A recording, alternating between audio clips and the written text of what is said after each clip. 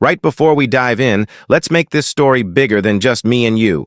Tell me in the comments, what part of the world are you watching from? And what's the clock striking there? Morning, night, or somewhere in between? I want to see how far this story can reach. Now lean closer. Here's where it all begins. The whiskey bottle shattered against the wall inches from Emil Moreau's head, sending glass shards and amber liquid cascading down his weathered face as three men circled him like wolves around wounded prey.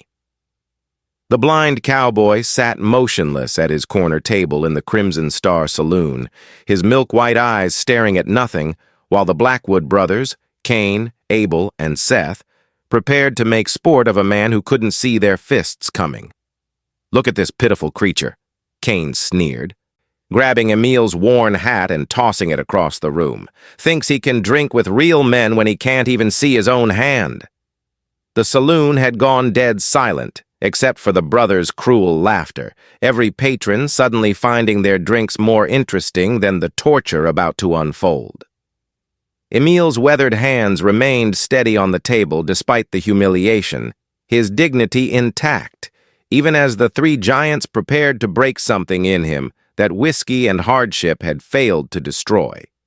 At 52, he'd survived more than most men could imagine, but blindness had made him vulnerable to predators who found entertainment in destroying what little peace he'd managed to find in this god-forsaken frontier town.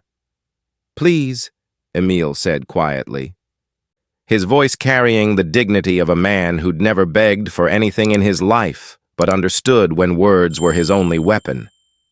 "I'm not looking for trouble. Just wanted one drink to remember better days." His French accent made the Blackwood brothers laugh harder because they'd learned that different was dangerous in a territory where conformity meant survival and standing out meant becoming a target for men who measured their worth by how much pain they could inflict on others.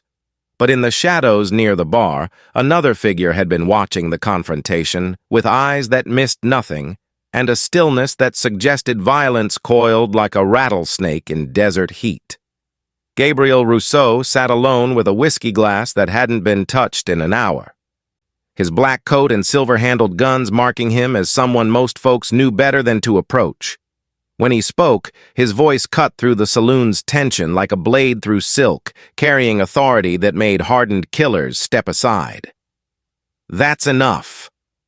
The two words hung in the air like a death sentence, and everyone in the Crimson Star suddenly realized they were about to witness either a massacre or a miracle. Because the man who'd just stood up was the legendary Gabriel Rousseau, whose reputation for deadly precision was matched only by his unwavering protection of the innocent and defenseless.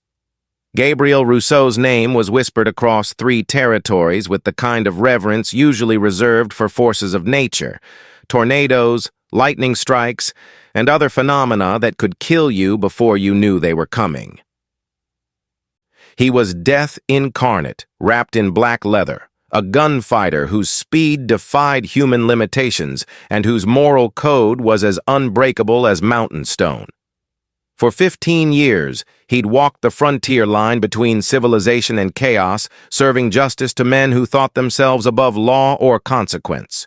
The stories about Gabriel varied depending on who told them, but certain facts were confirmed by too many witnesses to dismiss. He'd killed 63 men in fair fights, each death witnessed and justified by circumstances that left no doubt about which side deserved to live. More importantly, he'd never drawn his gun against anyone who didn't deserve killing, which made him something rarer than fast hands. He was a killer with a conscience that governed when and why he used his terrible gifts. What made Gabriel truly feared wasn't just his ability to kill, but his intelligence in choosing when death was necessary. He'd been a cavalry officer, a federal marshal, a Texas ranger, and a Pinkerton detective, adapting his methods to serve justice however circumstances demanded. People who hired Gabriel weren't just buying gun skills. They were purchasing the services of someone who understood that true power came from knowing when to kill and when to show mercy. That was more terrifying than any bullet. The Blackwood brothers had heard the stories, but never believed them. because they'd spent their lives terrorizing people who couldn't fight back and had never faced someone whose reputation was built on surviving against impossible odds. Their confidence came from numbers and local influence, not from the kind of tested skill that had made Gabriel legendary throughout the American West. They were about to learn the difference between reputation and reality. As Gabriel rose from his chair with fluid grace that suggested barely contained violence, every person in the Crimson Star understood they were witnessing a moment that would become legend. The night when 3 local bullies discovered that some lines couldn't be crossed without facing consequences that money and influence couldn't prevent or survive. Emil Moreau hadn't always been the vulnerable target that the Blackwood brothers found so amusing to torment. 2 years ago, he'd been one of the most respected ranch foremen in Colorado Territory, a man whose skill with horses and ability to judge character had made him valuable to spreads throughout the region. His keen eyes could spot trouble on the horizon and read the truth in men's faces, gifts that had earned him respect and comfortable living until fate decided to test his strength in ways no man should have to endure. The accident that stole his sight happened during a cattle drive when lightning spooked the herd into a stampede that scattered 2,000 head across rocky terrain where recovery seemed impossible. Emil had ridden into the chaos to turn the lead steers, his horse stepping into a prairie dog hole at full gallop and sending both of them tumbling down a ravine where rocks and broken bones painted the canyon walls with blood that took weeks to wash away. He'd survived, but his eyes hadn't, damaged beyond any doctor's ability to repair by impact that should have killed him outright. The months that followed were darker than his ruined vision, filled with attempts to find work that didn't require sight and acceptance from communities that viewed blindness as weakness to be pitied rather than strength to be respected. He'd learned to navigate by sound and touch, to judge men by their voices and actions rather than their faces, but employment remained scarce for someone who couldn't perform the physical labor that frontier life demanded from anyone hoping to earn honest wages. His small pension from the ranch owner whose cattle he'd died trying to save was barely enough for basic survival, forcing him to eke out existence in boarding houses and cheap saloons where whiskey helped numb the pain of losing everything that had given his life meaning and purpose. The drink in front of him tonight was a rare luxury purchased with coins saved from weeks of careful spending, meant to be sipped slowly while he remembered better days when his reputation opened doors instead of closing them. What the Blackwood brothers saw as pathetic weakness was actually extraordinary strength, because Emil had survived losses that would have broken lesser men while maintaining dignity that couldn't be stolen by circumstances beyond his control. He'd faced his darkness with courage that few could understand, making their cruelty not just evil, but an insult to human resilience that deserved protection rather than mockery from predators who confused vulnerability with worthlessness. The Blackwood brothers had built their empire of fear through systematic brutality that made Perdition Creek a place where justice served whoever could afford to purchase it from men who'd forgotten the difference between law and lawlessness. Kane, the eldest at 35, was the brains of their operation, intelligent enough to understand how fear could be more profitable than honest work, but corrupt enough to embrace violence as a business model that required no investment beyond willingness to hurt people who couldn't hurt them back. Abel, the middle brother at 32, served as their enforcer through sheer physical intimidation that had crippled men for lesser offenses than looking at him wrong.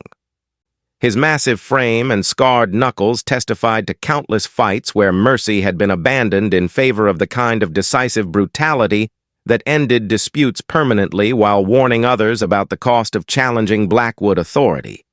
He found genuine pleasure in causing pain, which made him valuable to his brother's schemes, but dangerous to anyone unlucky enough to cross their path. Seth, the youngest at 28, was perhaps the most dangerous because his handsome appearance concealed complete absence of conscience that allowed him to commit atrocities that even hardened criminals found disturbing. He specialized in psychological torture that broke spirits before breaking bones, using charm and apparent reasonableness to lure victims into situations where they couldn't escape or call for help.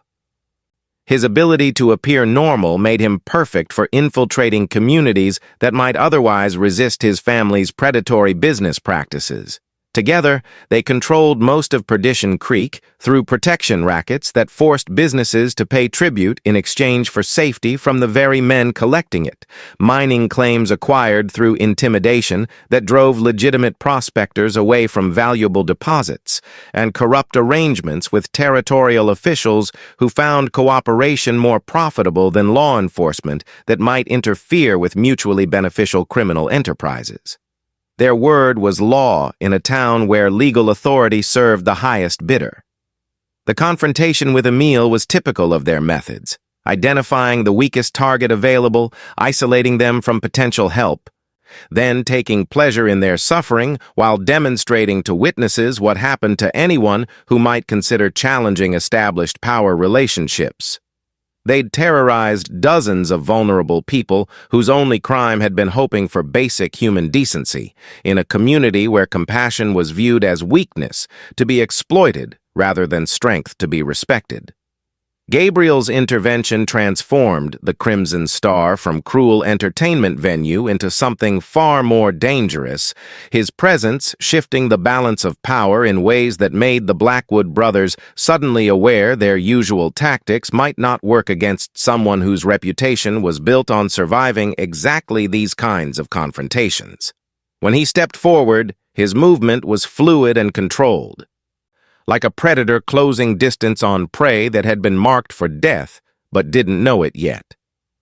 "Walk away," Gabriel said, his voice carrying the kind of quiet authority that made smart men listen and stupid ones make fatal mistakes. "Apologize to this gentleman for your rudeness, and maybe you'll live to see another sunrise. Continue with this pathetic display and learn why decent folks cross the street when they see me coming." The words were delivered without heat or emphasis, which somehow made them more terrifying than any amount of shouting could have achieved. Kane Blackwood's response revealed both his intelligence and his fatal overconfidence in local influence that had protected him from consequences for 3 years of systematic brutality. "You don't know who you're dealing with, stranger," he said, positioning himself between Gabriel and the door while his brothers flanked the legendary gunfighter. "This is our town, our saloon, and our business. The blind man stays until we're finished with our entertainment, and you can either sit back down or join him on the floor." But Gabriel's attention had shifted to Emil, and what he saw in the blind man's face was heartbreakingly familiar. The look of someone who'd lost everything but refused to abandon dignity that couldn't be stolen by circumstances or cruelty. It was an expression Gabriel recognized from mirrors during his own dark years, when tragedy had nearly destroyed his faith in human decency. "What's your name, friend?"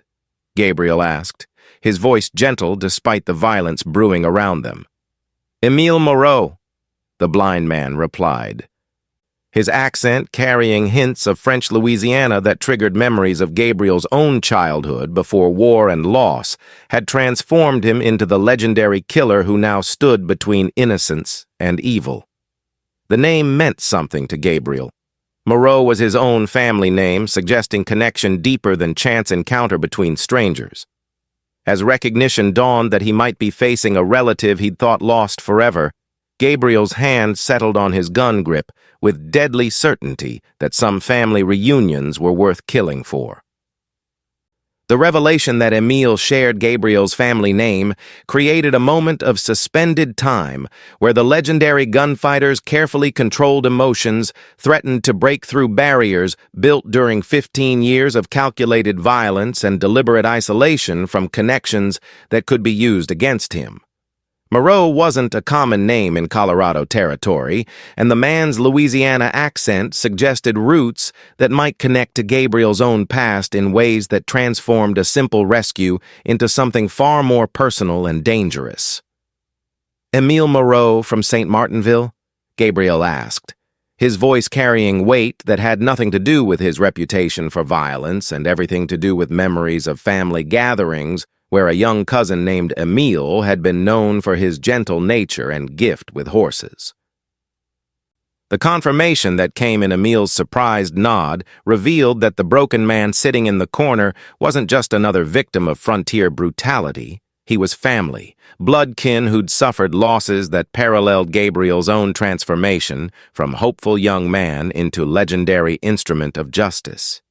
The Blackwood brothers recognized the shift in Gabriel's demeanor from professional intervention to personal vendetta, understanding too late that they'd moved beyond simple intimidation into territory where their local influence meant nothing against someone whose family loyalty was stronger than his famous self-control. Kane's attempt to de-escalate revealed intelligence that came too late to prevent consequences that had become inevitable the moment they'd chosen to torture someone whose blood Gabriel shared. "Now hold on," Kane said, raising his hands in a gesture that might have been conciliatory if his brothers hadn't been positioning themselves for the kind of coordinated attack that had worked against lesser opponents who lacked Gabriel's training and experience. "We didn't know the old man was your kin. No harm done. Just frontier fun that got a little out of hand. We'll call it even and buy everyone drinks to show there's no hard feelings about this misunderstanding." But Gabriel's response revealed that some lines couldn't be uncrossed through apology or negotiation, because family meant something to men who'd lost everything else that made life worth living. "You put hands on my cousin," Gabriel said, his words falling into the silent saloon like stones into still water. "You humiliated a good man whose only crime was trying to drink in peace while remembering better days. That kind of cruelty doesn't get forgiven. It gets answered." As he spoke, every person in the Crimson Star understood they were about to witness the kind of violence that created legends and ended the reign of terror that had made Perdition Creek a place where decency went to die.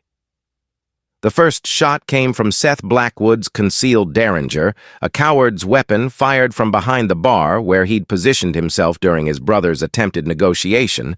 The small-caliber bullet meant to wound rather than kill, but proving that the Blackwood brothers had never understood the difference between fighting and murder. Gabriel's response was poetry written in gunpowder and death, his Colt appearing in his hand with speed that seemed to violate natural law as he put 2 bullets into Seth's chest before the younger brother's body hit the saloon floor.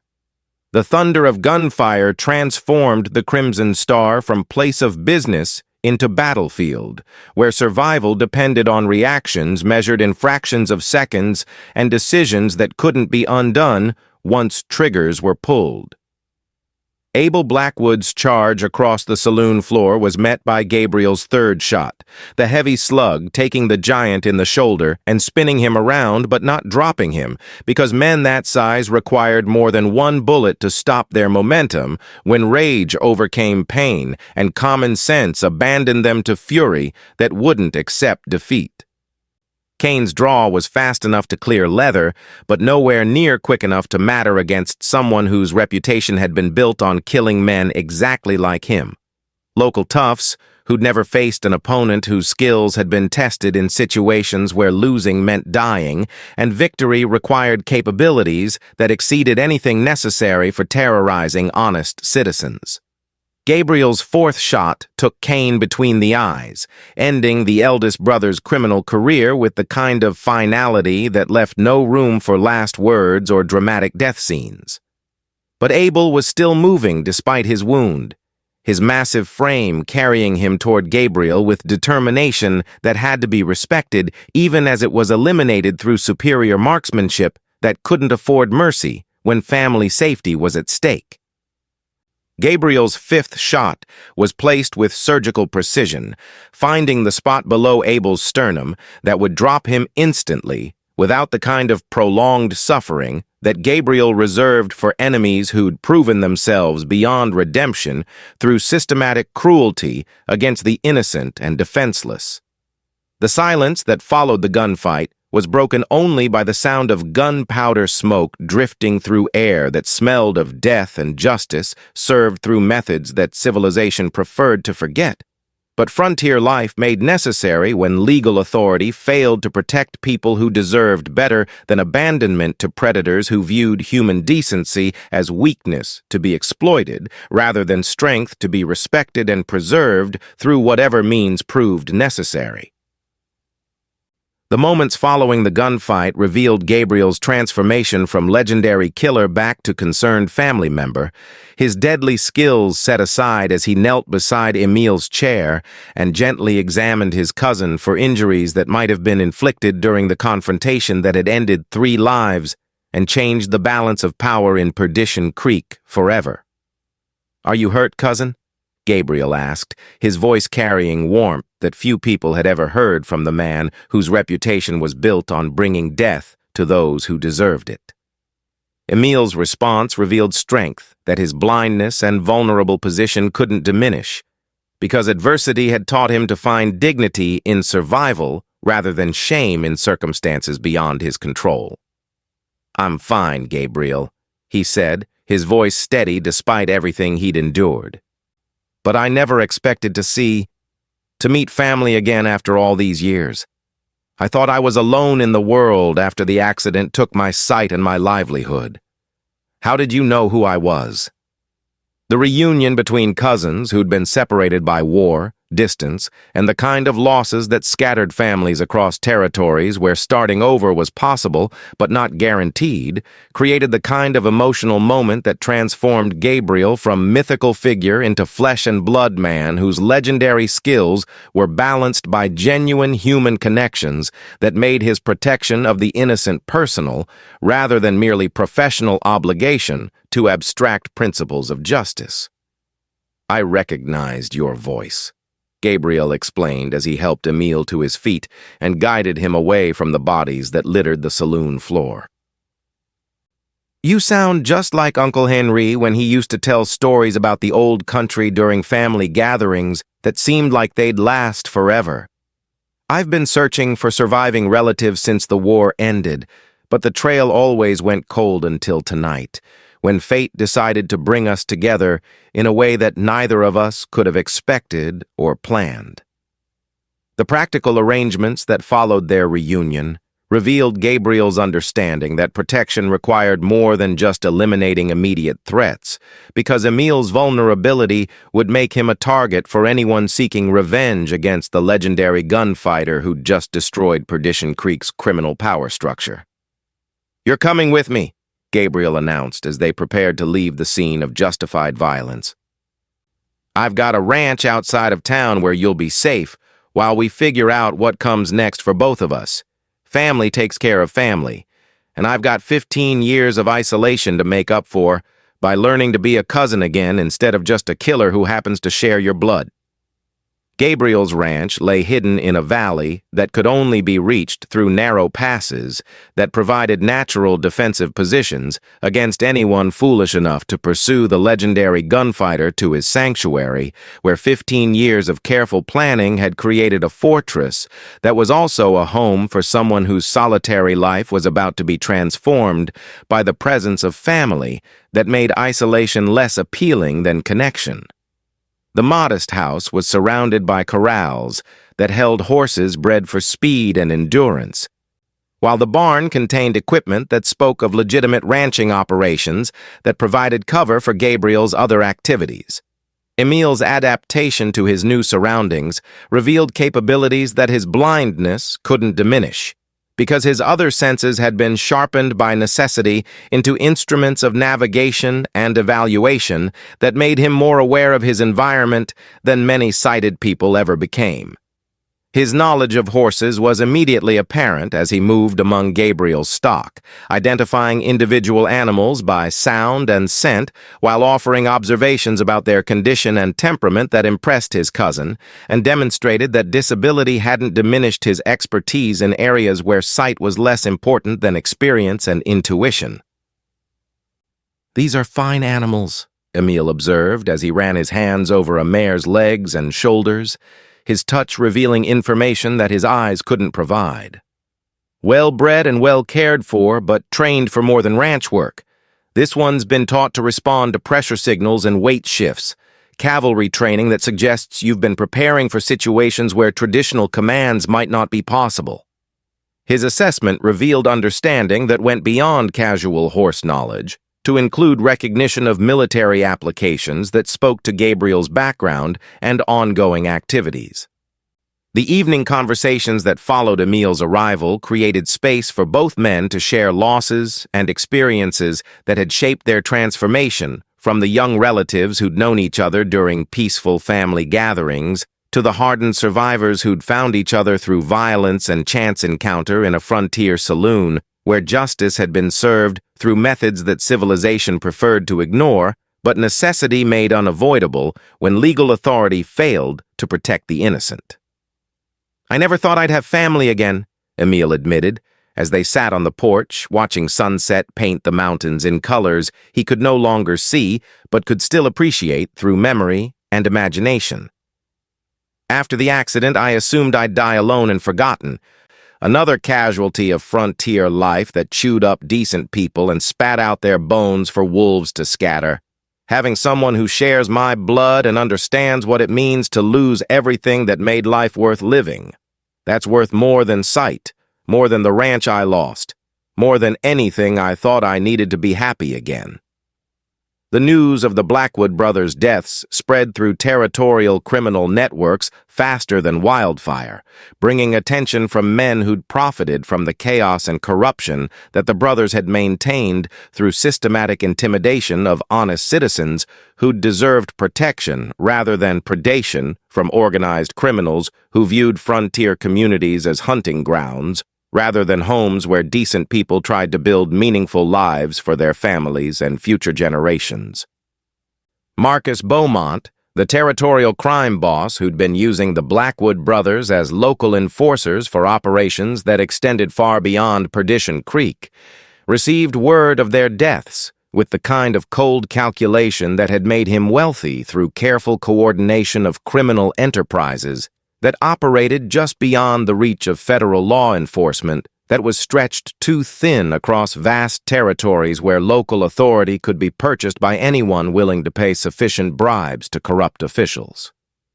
"Gabriel Rousseau," Marcus said when he learned who'd eliminated his local operatives, the name carrying weight that made even experienced criminals nervous because the legendary gunfighter's reputation for protecting the innocent was matched only by his skills at killing anyone who threatened people under his protection. "I should have known he'd eventually interfere with our operations. The man's become a legend by inserting himself into situations where decent folks need protection from people like us." The response Marcus organized involved 20 hired gunmen whose skills and lack of conscience made them suitable for eliminating targets that required more than intimidation to remove from territories where criminal organizations had been generating substantial profits through systematic exploitation of natural resources and human communities that federal authority was supposed to protect but couldn't reach effectively due to distance and political corruption that served criminal interests rather than constitutional law. "Find out everything you can about this ranch where Rousseau's holed up," Marcus instructed his lieutenant, a scarred killer named Antoine Dupuis, whose reputation for violence was exceeded only by his intelligence in planning operations that achieved objectives while minimizing risks to the organization that employed him. Learn about his defenses, his supplies, his habits, and most importantly, anything he cares about enough to die protecting. Every man has weaknesses, and legends die just as easy as ordinary folks when you know which pressure points to target. The planning that followed would test whether Gabriel's reputation was sufficient to protect his newfound family against organized criminal enterprise that viewed personal connections as vulnerabilities to be exploited rather than strengths to be respected.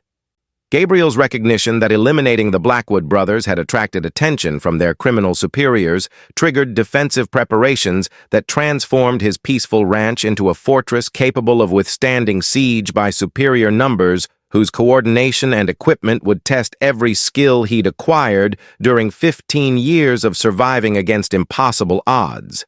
The natural advantages of his valley location were enhanced by strategic positioning of weapons caches, observation posts, and defensive barriers that would force attackers to approach through killing fields where accuracy mattered more than numbers. Emil's contribution to their defense preparations revealed capabilities that his blindness couldn't diminish, because his enhanced hearing and intimate knowledge of horses made him valuable for early warning systems that would alert them to approaching enemies before visual contact became possible. His ability to identify individual horses by their gaits and breathing patterns provided intelligence about the size and composition of hostile forces that sight alone couldn't deliver as effectively or accurately.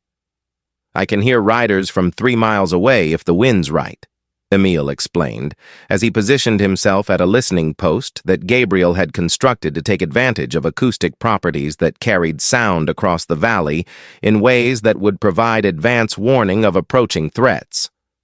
6 horses, maybe 7, moving at a steady pace that suggests professional coordination rather than casual travel. They're still too far away to identify specific animals, but their discipline suggests military or criminal organization rather than random troublemakers. The weapons inventory that Gabriel maintained at his ranch revealed preparation for exactly this kind of confrontation, with sufficient ammunition and firearms to equip a small army if necessary, though he hoped that reputation and defensive advantages would discourage direct assault in favor of negotiation that might resolve their conflict without the kind of bloodshed that would inevitably claim innocent lives along with guilty ones. His arsenal included rifles for long-range work, shotguns for close combat, and enough dynamite to collapse the mountain passes if retreat became necessary. "Whatever comes," Gabriel told his cousin as they completed their defensive preparations, "we face it together. You've got Moreau blood, which means you don't back down from fights that need fighting, and you don't abandon family when things get dangerous. I've been alone for 15 years, but I'm not alone anymore. And that makes me more dangerous than any reputation could suggest to men who've never understood the difference between killing for money and dying for family." The attack came at dawn with professional coordination that revealed Marcus Beaumont's understanding of Gabriel's defensive capabilities and his determination to eliminate the legendary gunfighter through overwhelming force rather than individual combat that would favor the man whose reputation was built on surviving exactly these kinds of impossible odds. 20 mounted gunmen surrounded the valley approaches while additional forces took positions on the rim rock that commanded views of Gabriel's ranch and the defensive positions he'd prepared for exactly this kind of coordinated assault. Gabriel's first shots from his concealed rifle position eliminated 3 attackers before they realized that their target's reputation for marksmanship was accurate rather than exaggerated, the heavy slugs finding their marks at distances that most men couldn't achieve with careful aim, while Gabriel was firing rapidly at moving targets that presented minimal exposure opportunities. The sound of his Winchester echoed through the valley like thunder, each shot representing calculation and precision that had been developed through years of practice and tested in situations where missing meant dying. "They're trying to pin us down while flanking forces move through the side canyons," Gabriel called to Emil, whose position at the acoustic listening post had detected movement that visual observation couldn't track effectively due to terrain features that concealed approaching enemies until they were close enough to pose immediate threats. "Can you track their progress by sound? I need to know when they're close enough to rush our positions, because ammunition conservation is going to determine how long we can hold out against these numbers." Emil's response demonstrated capabilities that his disability had forced him to develop beyond normal human limitations, because survival had required him to compensate for lost sight through enhancement of remaining senses that most people never learned to use effectively. 8 riders coming through Devil's Canyon from the east, he reported, his head tilted to catch sounds that the wind carried across distances that sight couldn't penetrate. 4 more working their way down from the north rim, and at least 6 still positioned across the main approaches to prevent escape if we decide to run rather than fight. The tactical situation was exactly what Gabriel had expected from professional criminals whose success depended on eliminating obstacles through superior numbers and coordination, rather than individual skills that couldn't be purchased with money that Marcus Beaumont had acquired through years of systematic exploitation of frontier communities.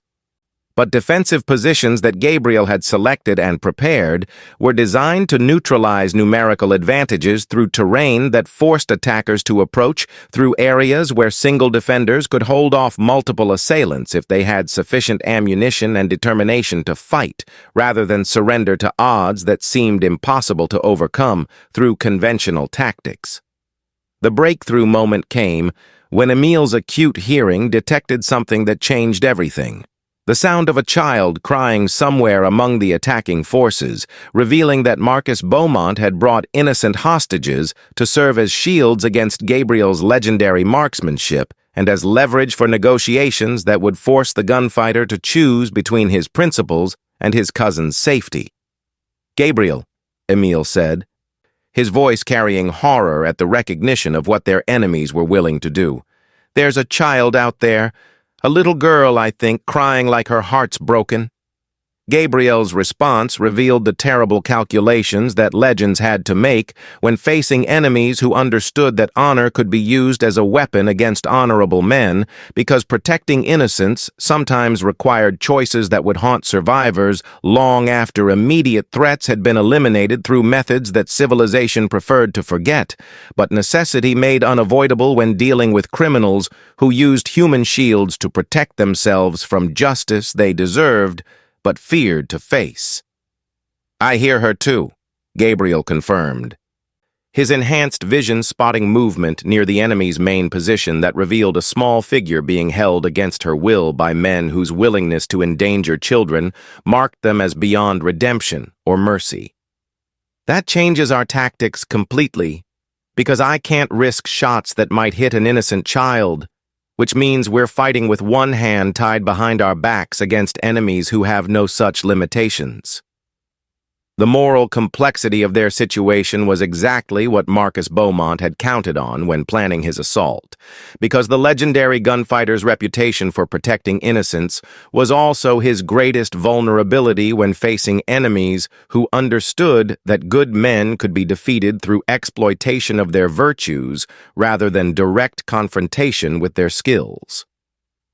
But what Marcus hadn't anticipated was the effect of family loyalty on someone who'd spent 15 years learning to fight alone, but was now fighting for something more important than personal survival. "We get the child out first," Gabriel decided, his tactical planning shifting to accommodate rescue operations that would require split-second timing and absolute trust between cousins who'd found each other through chance, but were now bound together by shared commitment to protecting innocence that criminals viewed as weakness to be exploited. "Then we show these bastards what happens when you threaten family and innocent children in the same day. Some lines can't be crossed without facing consequences that money can't buy and reputation can't survive." Gabriel's infiltration of the enemy camp required him to abandon the defensive advantages of his prepared positions in favor of close-quarters movement through terrain that offered concealment but not protection, where discovery would mean immediate death unless his legendary speed could eliminate threats faster than they could sound alarms that would bring overwhelming force against rescue operations that depended on stealth rather than firepower. His approach through the darkness between moonset and dawn showcased skills that had made him mythical among men who lived and died by their ability to move unseen through hostile territory. The child he found was perhaps 6 years old. Bound and gagged, but physically unharmed by captors whose cruelty had limits that didn't extend to actual torture of innocents, they were using as bargaining chips against enemies whose moral principles made them vulnerable to exactly this kind of psychological warfare. Her wide eyes showed terror that no child should ever experience, but also hope when she recognized that her rescuer represented salvation rather than additional threat from adults whose world had taught her to fear strangers who might hurt her family. "I'm here to help," Gabriel whispered as he cut her bonds and gathered her into his arms. His voice carrying reassurance that had to overcome trauma that would probably mark her for life, despite his best efforts to minimize the psychological damage that criminal carelessness had already inflicted on someone whose only crime had been existing in a world where innocence was viewed as commodity, to be exploited by predators who measured their success by how much suffering they could cause. The extraction required him to carry the child while moving through enemy positions that were designed to prevent exactly this kind of rescue, but Gabriel's reputation hadn't been built on accepting limitations that other men found insurmountable, and his determination to protect innocence was stronger than any tactical disadvantage that circumstances could create. His movement through the camp was ghost-like, eliminating sentries with knife work that left no sound or alarm, while he made his way towards safety that lay beyond the reach of criminals who'd thought they could use child hostages to control legendary gunfighters. "Your mama and papa are safe," Gabriel told the little girl as they reached the perimeter where his cousin waited with horses prepared for emergency evacuation if rescue triggered pursuit that defensive positions couldn't handle. "Bad men took you to scare good people, but good people don't abandon children to monsters, no matter what it costs us to bring you home where you belong." His promise was delivered with absolute certainty that some principles were worth dying for and that protecting innocence was the most important principle of all. Marcus Beaumont's rage at the loss of his leverage transformed a calculated siege into personal vendetta that abandoned tactical discipline in favor of direct assault that would test Gabriel's defensive preparations against 20 professional killers whose coordination and experience made them more dangerous than any opponents the legendary gunfighter had previously faced during 15 years of surviving against impossible odds. The attack came with dawn, multiple columns converging on Gabriel's ranch with determination that suggested they understood this would be their final opportunity to eliminate someone whose continued existence threatened criminal operations throughout the territory. Gabriel's position behind prepared defenses allowed him to extract maximum casualties from attackers who were forced to cross open ground while he fired from concealment that protected him from return fire, his Winchester working with mechanical precision that dropped men faster than their courage could carry them forward into killing fields, where reputation became reality and legends proved their worth through marksmanship that seemed to violate natural law through accuracy and speed that human limitations shouldn't have allowed. 12 down, 8 still coming, Gabriel reported to Emil, whose acoustic monitoring provided tactical intelligence that sight alone couldn't deliver as effectively. They're learning to use cover and coordination, which means the next assault will be harder to break through pure marksmanship. We're going to have to get creative if we want to survive what they're planning for their final push.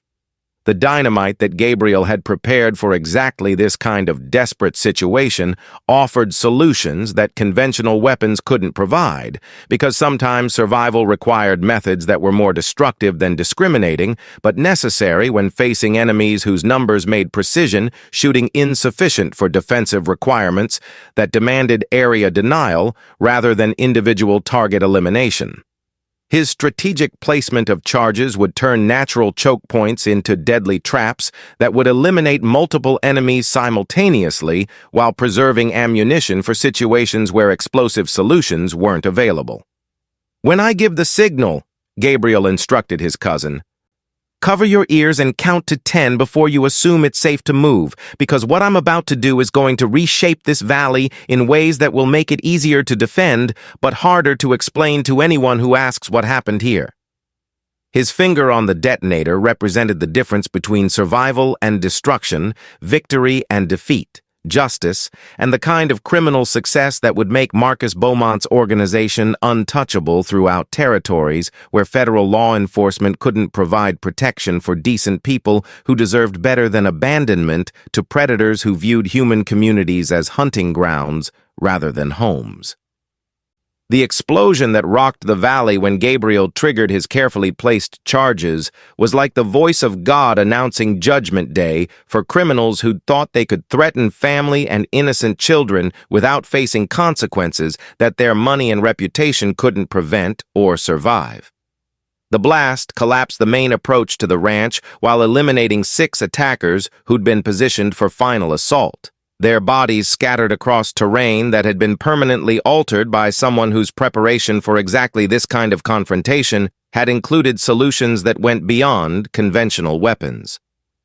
Marcus Beaumont's personal involvement in the final assault revealed his desperation to eliminate Gabriel before federal authorities learned about criminal operations that extended far beyond local intimidation to include interstate conspiracy involving corrupt officials, fraudulent business practices, and systematic exploitation of natural resources that belonged to communities rather than criminal organizations that viewed territorial government as commodity to be purchased rather than service to be provided.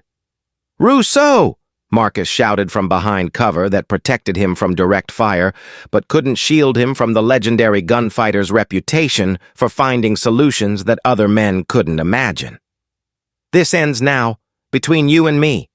No more tricks, no more explosions. Just 2 men settling accounts the way our grandfathers would have done when honor meant something, and disputes were resolved through personal combat rather than legal proceedings that serve lawyers better than justice."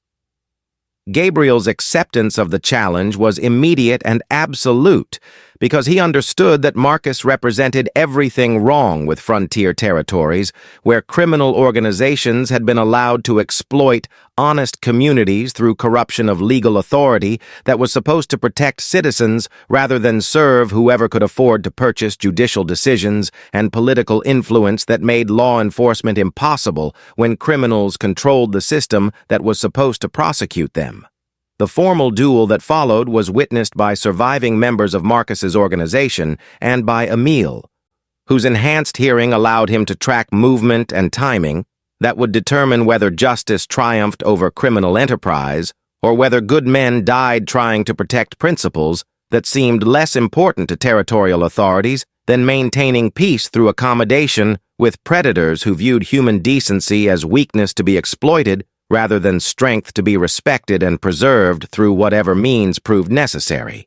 The gunfight between Gabriel and Marcus took place in the center of the valley, where open ground provided no advantages except those that came from superior skill, courage, and commitment to principles that were worth dying for when the alternative was submission to criminal authority that viewed human beings as resources to be exploited rather than neighbors deserving protection under constitutional law that meant something only when enforced by people willing to risk everything for others. Marcus's draw was fast enough to earn respect from professional gunfighters who made their living through superior reflexes and accurate shooting, but Gabriel's legendary speed transformed what should have been mutual destruction into decisive victory for justice over profit, law over lawlessness, and family loyalty over criminal enterprise that had been generating wealth through systematic exploitation of frontier communities that deserved protection rather than predation from organized criminals. The shot that ended Marcus Beaumont's criminal career was placed with surgical precision that left no doubt about the outcome while demonstrating capabilities that had made Gabriel mythical among men who understood the difference between reputation and reality. The crime boss died instantly, his body hitting the valley floor while his surviving lieutenants faced the choice between continued fighting against impossible odds or surrender to someone whose mercy was legendary but not guaranteed for men who'd threatened innocent children and family members. "It's over," Gabriel announced to the remaining criminals, his voice carrying authority that came from 15 years of serving justice to men who thought themselves above law or consequence. Drop your weapons and ride out of this territory, because the next time I see any of you, the conversation won't include opportunities for surrender or negotiation. Some lines can't be crossed twice without facing permanent solutions to problems that talking can't resolve. The retreat that followed was swift and complete, because surviving members of Marcus's organization understood that their leader's death had ended any hope of successful resistance to someone whose reputation for protecting innocence was matched only by his skills at eliminating anyone who threatened people under his protection. As gunpowder smoke cleared from air that smelled of death and justice served, Gabriel realized that his 15 years of isolation were truly over, replaced by family obligations that made survival more important than revenge and protection more meaningful than reputation. The weeks that followed the destruction of Marcus Beaumont's criminal organization brought peace to territories that had been plagued by systematic exploitation and corruption for years, as federal authorities finally took interest in regions where local law enforcement had been compromised by the same criminal enterprises they were supposed to prosecute under constitutional principles that meant something only when enforced by people willing to risk everything for others who deserved protection rather than abandonment to predators. Emil's recovery from trauma that had been both physical and psychological was accelerated by having family who understood that healing required time, patience, and acceptance that some losses couldn't be recovered but could be balanced by discoveries that made survival worthwhile despite circumstances that might have destroyed weaker spirits. His contribution to ranch operations proved that disability didn't diminish value when supported by family who appreciated strengths rather than dwelling on limitations that couldn't be changed through wishful thinking or medical intervention. "I never thought I'd be useful again," Emil admitted as he worked with horses that responded to his touch and voice better than they'd ever responded to purely visual training methods. "After the accident, I believed my life was over because I couldn't do the work that had given me purpose and identity. But having family who values what I can contribute rather than mourning what I've lost, that's given me reasons to live that I thought were gone forever." The child they'd rescued returned safely to parents who'd been searching frantically since her disappearance, their gratitude creating connections between Gabriel's ranch and surrounding communities that had previously viewed the legendary gunfighter as someone to be feared rather than respected. His reputation for protecting innocence had been proven through actions that demonstrated commitment to principles that went beyond professional obligations to include personal investment in community welfare. Gabriel's own healing involved learning to be family member rather than solitary legend. Accepting that connection didn't weaken him, but provided motivation that made his protective instincts more focused and effective than they'd ever been during years of fighting for abstract principles rather than specific people, whose safety depended on his willingness to use deadly skills in service of love rather than just justice. "Having you here," he told Emil, as they watched sunset paint the mountains in colors that memory could appreciate even when sight couldn't perceive them, "reminds me why the fighting matters. It's not about being faster or deadlier than other men. It's about protecting family and community so that decent people can build lives worth living in places where children can grow up safe and innocent." The transformation of Perdition Creek from criminal-controlled territory into legitimate community began with Gabriel's decision to use his reputation and resources to establish law enforcement that served citizens rather than whoever could afford to purchase judicial decisions and political influence. His appointment as territorial marshal provided authority that matched his skills, creating foundation for justice that could prevent future criminal organizations from exploiting honest families who deserve protection under constitutional law. Emil's role in community development revealed capabilities that his blindness couldn't diminish, because his knowledge of horses and ability to judge character made him valuable for establishing businesses that would provide legitimate employment for men who might otherwise turn to criminal activities out of desperation rather than choice. His horse breeding operation quickly became reputation throughout the territory for producing animals that combined speed, endurance, and intelligence in ways that made them valuable for ranching, transportation, and law enforcement applications. "We're building something that will last," Gabriel observed as they watched construction of a school that would educate children in principles of democracy, constitutional law, and civic responsibility that would prepare future generations to participate in honest government rather than accepting corruption as inevitable condition of frontier life. Not just businesses or buildings, but communities where decent people can raise families without fearing predators who view human beings as resources to be exploited rather than neighbors deserving respect and protection. The federal investigation that followed Marcus Beaumont's death revealed criminal networks that extended far beyond territorial boundaries to include interstate conspiracy involving corrupt officials, fraudulent business practices, and systematic exploitation of natural resources that belong to communities rather than criminal enterprises. The prosecution of surviving conspirators established legal precedents that would protect frontier territories from similar exploitation while creating framework for law enforcement that served constitutional principles rather than criminal profits. "Your father would be proud," Gabriel told the little girl they'd rescued when she returned with her parents to thank the men who'd risked everything to bring her home safely. "Not just of your courage during a terrible experience, but of the community we're building where children like you can grow up knowing that good people will always stand between innocence and evil, no matter what it costs us to keep you safe." The promise was delivered with absolute certainty that some principles were worth any sacrifice and that protecting future generations was the most important principle of all. 10 years later, the legend of Gabriel Rousseau had grown beyond his actual achievements to become symbol of hope for anyone facing impossible odds in fights against powerful enemies.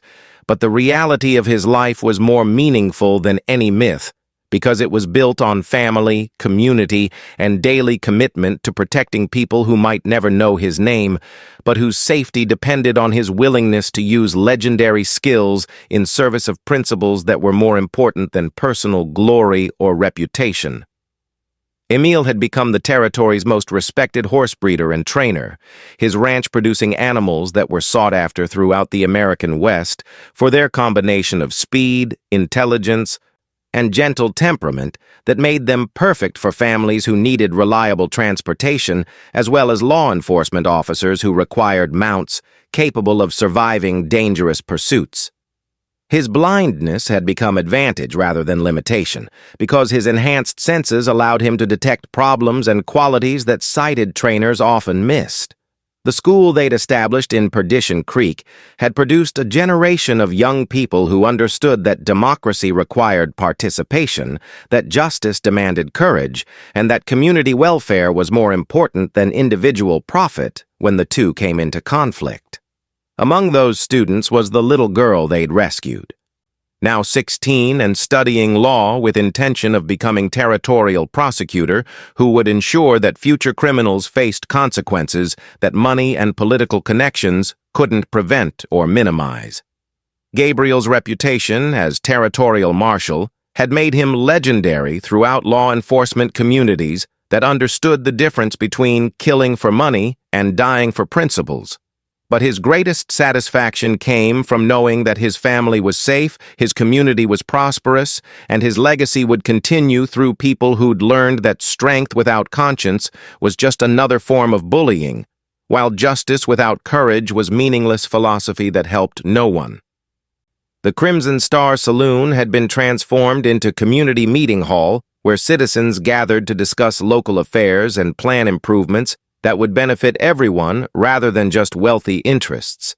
But a plaque near the entrance commemorated the night when a legendary gunfighter had shown 3 bullies that some cruelty couldn't be tolerated by decent men, regardless of personal cost or likelihood of survival.